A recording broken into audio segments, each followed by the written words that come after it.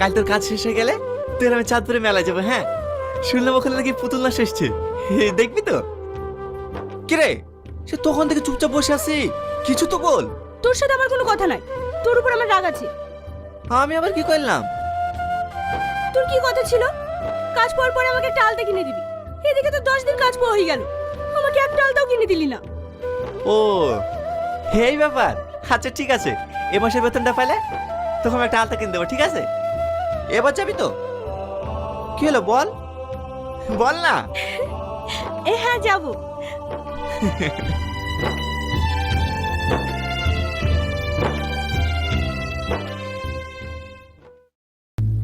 রামু, রামু। হ্যাঁ বলুন ম্যাডাম। আমার জুতোটা এখনো পালিশ হয়নি কেন? আমার জুতোটা এখনো পালিশ হয়নি কেন?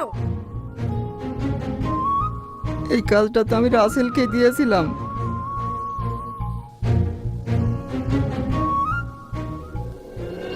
এই, তুই জানিস না আমি মর্নিং এ বেরোবো? আমার জুতোটা এখনো পালিশ হয়নি কেন? স্যার আমাকে বাজারে পাঠিয়েছিল। আগে আমার কাজ রেডি করবি, তারপর অন্য কিছু। এদের দিয়ে যদি একটা কাজ হয়, যা তাড়াতাড়ি জুতোটা পরিষ্কার করে দে।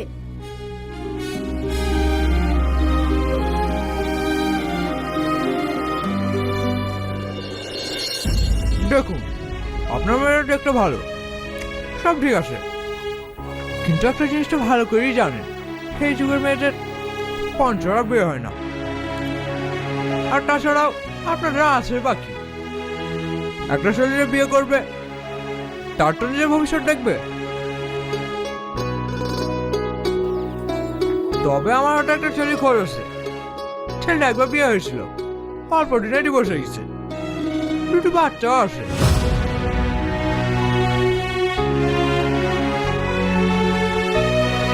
আপনারা যদি রাজি থাকেন তাহলে কথা বলে দেখতে পারি। কি হলো, দেখবো? না, আপনার খাবার বন্ধুর জন্য ছেলে দেখতে হবে না। আমার বোনের এতটা সস্তা না যে আপনি যেখানে বলবেন বিয়ে দিতে হবে। আপনি জান এখান থেকে। ঘরে না নুন, ছেলে আমার মিঠুন। দেখবো দেখবো তোমার বোনটা কোথায় বিয়ে দাও। আপনি জান তো।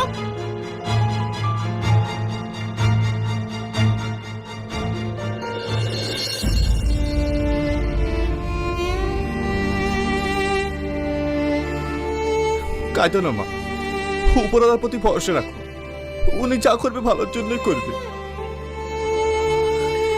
আর তাছাড়া আমার পুরো তো দেখতে খারাপ না।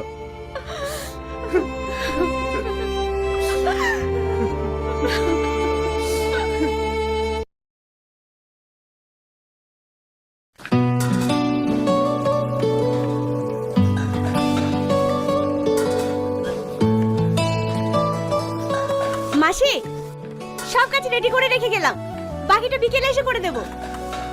আচ্ছা ঠিক আছে, ওখানে টিফিনে খাবারটা রাখা আছে, খেয়ে যাস। না মাসি, বাড়িতে গিয়ে খাবো। ঠিক আছে, সাবধানে যাস। ঠিক আছে মাসি।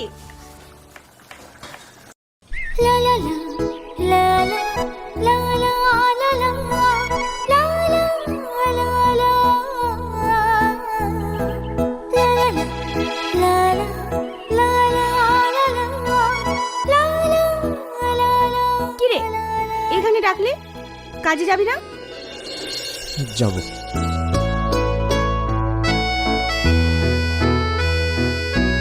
মন খারাপ? না। দেখ, তোর জন্য মাছ ভাজা নিয়ে এসেছি,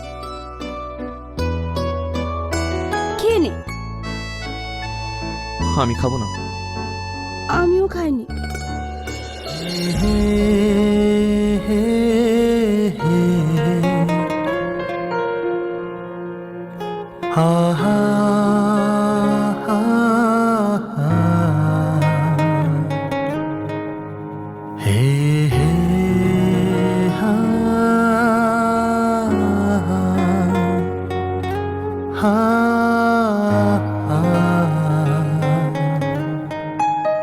এবার বল, কি হয়েছে?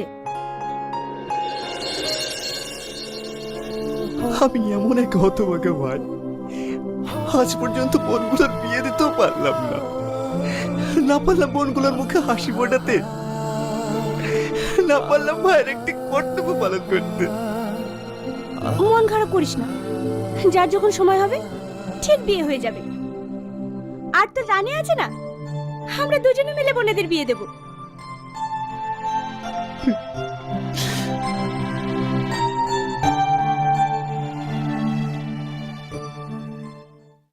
Happy birthday to you. Happy birthday to you. Happy birthday to you. Happy birthday to you. Happy birthday my daughter. Thank you papa.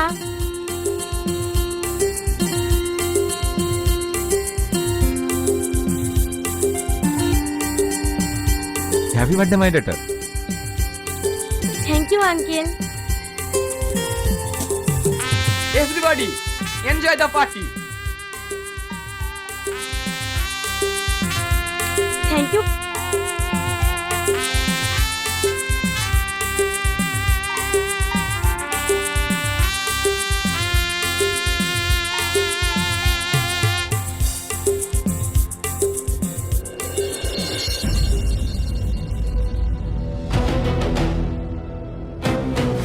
Sorry sir. এই রাস্কেল, তুই সারা জীবন ইনকাম করে এরকম একটা জুতো কিনতে পারবি না। কি সব কাজের লোক রাখো? তেমন কিছু হয়নি। কি হলো, এখনো দাঁড়িয়ে আছিস যে? জুতোটা মোচ।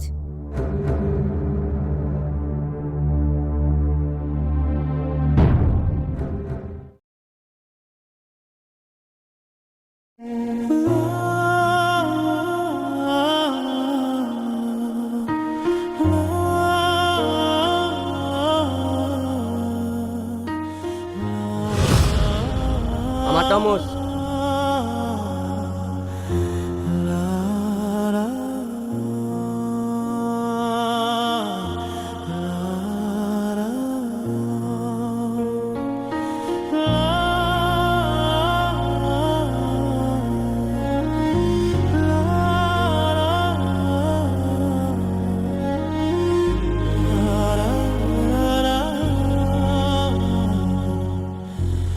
তাহলে শেষ পর্যন্ত দেখাটা হয়েই গেল।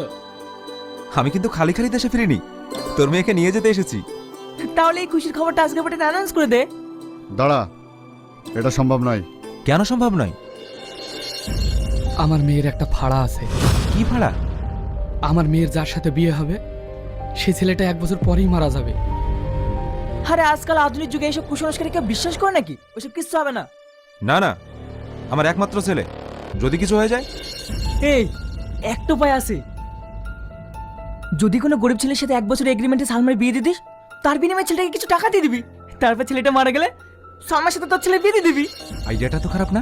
কিন্তু এরকম ছেলে পাবো কোথায়? স্যার,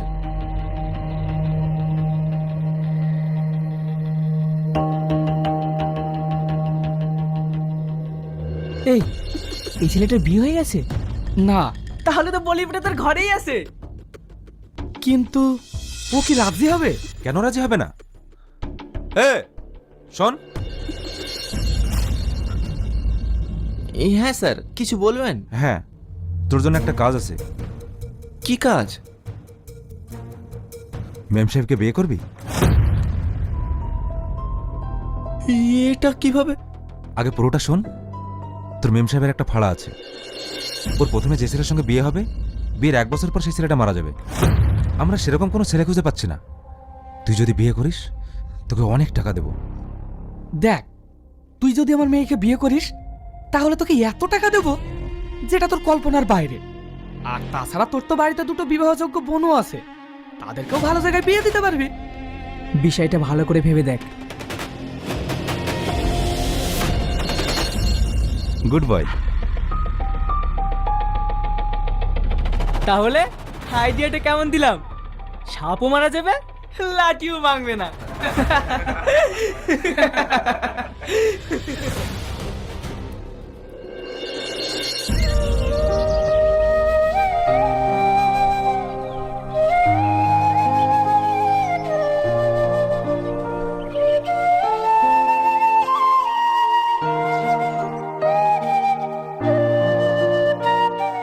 ভাবছিস? সবাই ভালো আছে। আমি কিছু কথা বলতে চাই, সেটা হলো বাংলাদেশ এবং ইন্ডিয়ার বিষয় নিয়ে। বাংলাদেশের বিষয় হলো আর্থিক বিষয় নিয়ে এবং ঋণ খেলাপি এবং বাংলাদেশে যেই এই অস্ত্র ভাণ্ডার নিয়ন্ত্রণ এবং মজুত কতটুক সেটা, আর ইন্ডিয়ার পার্সেন্টেজ সেটা হলো। বাংলাদেশের যদি অর্থনীতি যদি বলে, এখানে অর্থনীতি ধ্বংস হওয়ার একমাত্র কারণই হলো এখানে দুর্নীতি। এখানে যদি বাংলাদেশে প্রচুর টাকা আছে এবং কি এমনও আছে যে আমরা এবং ইন্ডিয়াকে টাকা দেব বা বাইরের দেশে টাকা দেব, ডলার দেব, হ্যাঁ, তাদেরকে আরও টাকা দেব, তারা ঋণে থাকবে আমাদের কাছে, আমরাও তাদের কাছ থেকে টাকা নেব। হ্যাঁ, বাংলাদেশে এই রকম টাকা আছে, প্রচুর টাকা আছে, মানে বলতে গেলে প্রচুর টাকা দিতে পারবো বাংলাদেশের মানুষ। কারণ একটা দেশের জিডিপি হয়, অর্থনীতি বাড়ায় তার জনগণ। আর আপনি এদিকে দেখেন যে বাংলাদেশের জনগণ প্রায় 20 কোটি। অন্য সব সুইজারল্যান্ড, নেদারল্যান্ড, অস্ট্রেলিয়া এসব বিভিন্ন দেশে যদি দেখেন যে ওই সব দেশে কিন্তু 2 কোটি, যা আমাদের এক একটা বিভাগের সমান। হ্যাঁ, আর তারা কিন্তু দুর্নীতি নেই ওই সব দেশে। ওই দেশে কোনো দুর্নীতি নেই, কোনো হয়রানি নেই, এবং তারা কিন্তু সঠিকভাবে মানে দক্ষভাবে কাজ করে এবং দেশকে ভালোবাসে এবং দেশের মানুষকে ভালোবাসে, কোনো দুর্নীতি করে না। এই জন্য তাদের অস্ট্রেলিয়া, এইসব নেদারল্যান্ড, এসব ভালো ভালো দেশগুলা ছোট মানে বড় দেশ, কিন্তু জনসংখ্যা কম, কিন্তু দুর্নীতি নেই, কিন্তু ওখানে দেখেন কত উন্নতি হয়ে গেছে। আর বাংলাদেশে দেখেন, বাংলাদেশে দুর্নীতি, এই যে বলে কর্ম নাই, এই যে সরকার যদি এই দুর্নীতি যদি না করে, একটা শিক্ষিত মানুষ, কিছুদিন আগে কিন্তু আন্দোলন হলো, একটা শিক্ষিত মানুষ যখন পরীক্ষা দিতে যায়, যখন সে উত্তীর্ণ হয়, সে কিন্তু চাকরির যোগ্য, তখন কিন্তু সে চাকরির যোগ্য, কিন্তু তাকে চাকরি দেওয়া হয় না, এবং পরবর্তীতে ফোন দিয়ে বলে তোমার চাকরি হয়েছে কিন্তু 10 লাখ টাকা লাগবে। এটা কেন? আমি 20 বছর ধরে পড়লাম, আমার 15-20 লাখ টাকা চলে গেছে, 15-20 লাখ টাকা চলে গেছে। এই জন্য বাংলাদেশের এত দুর্নীতির কারণে বাংলাদেশের শিক্ষার মানও কমে গেছে, এবং একটা চাকরিজীবী এইরকমভাবে ধসে পড়ে দুর্নীতির কারণে। যদি দুর্নীতি যদি না করা হয়, যদি সুষ্ঠুভাবে যদি কাজটা করা হয়, তাহলে দেশের দুর্নীতি অভাব হবে না, এবং দক্ষ মানুষ দক্ষ কাজে দক্ষভাবে চাকরিটা পাবে এবং দেশটা সুষ্ঠুভাবে হবে। আপনি দেখেন, যদি একজন 20 বছর পরে একজনের চাকরি, 20 বছর পরে 20 লাখ টাকা খরচ গেল, এখন চাকরি পাওয়ার জন্য আবার যদি 20 লাখ টাকা দেওয়া হয়, বেতন হলো 15,000 টাকা, তাহলে সে ঘুষ খাবে না কেন? তাহলে কি সে 15-20 হাজার টাকা করে বেতন পেয়ে সে কি টাকা উঠাতে পারবে? তাহলে তো হিসাবে তাকে তো ঘুষ খাওয়া লাগবে। মানে আমি বলতেছি যে তুমি ঘুষ খাও, মানে আমার চিন্তাধারা হ্যাঁ, তাহলে ঘুষ তোমার খাওয়াই লাগবে, আপনারাও নিজেরা চিন্তা করা লাগবে, হ্যাঁ, তাহলে ঘুষ খাওয়াই লাগবে। দুর্নীতি কমাতে হবে। এবং অস্ত্র ভাণ্ডার যদি আমরা নিজ থেকেই, মানুষ কিন্তু অনেক, আমাদের বাংলাদেশের মানুষই কিন্তু অনেক দক্ষ। এখন অনেকেই বলে যে অস্ত্র তৈরি করবে তোমরা। আচ্ছা, আপনি একটা জিনিস ভাবেন তো, কোনো দেশ কি আগে থেকে জানতো যে যেরকম চায়নায় ধরেন, চায়না যে অস্ত্র বানাতো, আগে কি তারা জানতো যে অস্ত্র কিভাবে বানায়? সরকার সুষ্ঠুভাবে কাজ করছে এবং তা নিজের জনগণকে কিভাবে ভালো করা যায় এবং নিজের দেশকে ভালোবেসেছে, দুর্নীতিমুক্ত করেছে। এই জন্য চীন সরকার অনেক উন্নত। কোনো দেশ কিন্তু আগে থেকে জানে নাই, কিন্তু তারা আস্তে আস্তে আস্তে আস্তে সব কিছু করতে করতে তারা আজ এই পর্যন্ত সব কিছু উৎপাদন করতে পারে। এইভাবে বাংলাদেশ যদি আস্তে আস্তে সব কিছু তৈরি করে 5 থেকে 10 বছরের ভিতরে বাংলাদেশও অস্ত্র, ড্রোন সব কিছু কিন্তু তৈরি করতে পারে, কিন্তু সরকার অবহেলা করে। এই সরকার অবহেলা করার কারণেই এবং দুর্নীতি করার কারণেই আজকে বর্তমান বাংলাদেশে এই অবস্থা। যদি দুর্নীতি না করা হয় তাহলে বাংলাদেশে অস্ত্র ভান্ডার সব কিছু উৎপাদন করা সম্ভব এবং দেশকে ভালোবাসতে হবে।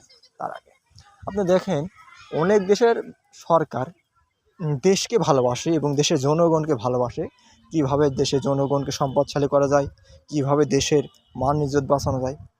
কিন্তু আমাদের দেশের সরকার ছিল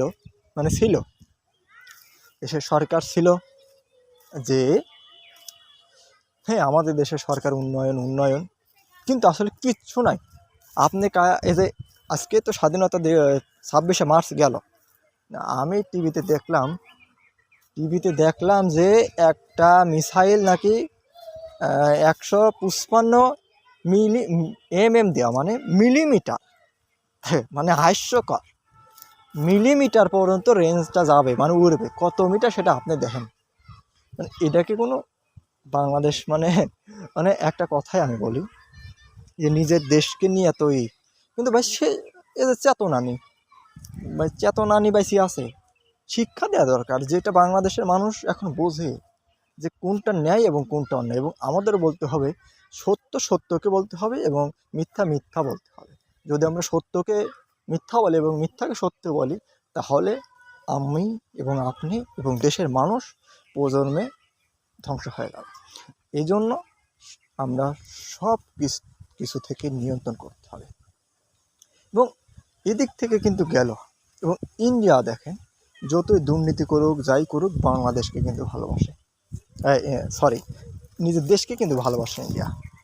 হ্যাঁ, যাই করুক এই যে মুভি করে, যাই করুক তাও নিজের দেশকে নিয়ে তাও ভালোবেসে তাও মুভিগুলো করে। হ্যাঁ, কিন্তু বাংলাদেশের জনগণ মুভি বাদ দিয়ে রিয়েলিটিতে করে। ওরা বাংলাদেশের রিয়েলিটি করে ভাই। কি রিয়েলিটি? দুর্নীতি, খালি দুর্নীতি করি তো কোটি ঠাল লোক, খালি বাইরে পাচার করি আমি চলছে। বাংলাদেশ যায় মন চাই হোক, কিন্তু কোনো সরকার এসে বললো না দেশকে ভালোবাসবো, অস্ত্র কিনবো, সব কিছু কিনবো, কিন্তু তো করলো না ভাই। এবং দেশের শিক্ষকতা মানও কোনো কিছু করতেছে না, যে দেশের মানুষকে ড্রোন কীভাবে বানানো যায়, ড্রোন তৈরি করা শেখাক, মিসাইল বানানো শেখাক, বাংলাদেশের মানুষকে শেখাক। একটা সাবজেক্ট ইংলিশ আছে, আমাদের একটা কারিগরি প্রত্যেকটা, যেরকম প্রত্যেক ডিপার্টমেন্টে যে ইংলিশ থাকবেই, সেরকম একটা ক্যাটাগরি দিয়ে দেখ যে তোমাদের একটা কারিগরি শেখাই লাগবে। সেটা কি? অস্ত্র, ড্রোন, বোমা, সব কিছুই তোমাদের বানানো শেখা লাগবে। এইগুলো তোমাদের শেখাই লাগবে, মাস্ট বি, কিছু হলেও শেখা লাগবে। হ্যাঁ, তোমাদের কিছু হলেও শেখা লাগবে, তোমারও নিয়ন্ত্রণ করতে হবে যাতে বাংলাদেশ সুরক্ষিত থাকে। যেই দিন দেখবো যে হ্যাঁ বাংলাদেশের জনগণকে সরকার সব স্কুল প্রতিষ্ঠানকে দক্ষভাবে কাজ করাতেছে, যে মিসাইল কীভাবে বানায়, দেশকে কীভাবে সুরক্ষা করা যায়, দেশের জনগণকে ছাত্রদেরকে বোঝাতেছে, সেদিনকে বুঝবো দেশের উন্নয়ন হচ্ছে।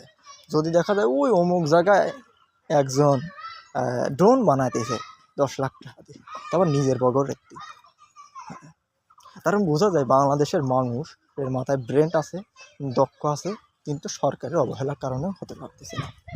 এই জন্য সরকারকে এদিক থেকে নজর দিতে হবে। বর্তমান বাংলাদেশে কিন্তু খুবই অবস্থা খারাপ হয়ে যাবে, গাজা হয়ে যাবে, কিন্তু গাজা। আমাদেরকে সব দিক থেকে বুঝতে হবে, মানে জীবন খুবই সাংঘাতিক। আর কথাটা কেমন লাগলো জানি না, তবে আমি বাংলাদেশকে ভালোবাসি, এই জন্য বাংলাদেশকে বলতেছি। বলতে পারি না তাই কি বলবো, আমার কথা তো কোনো নেই, কিন্তু আপনারাই যদি বলেন হ্যাঁ করা লাগবে তাহলেই হবে, এমন হবে না, কিচ্ছু হবে না ভাই।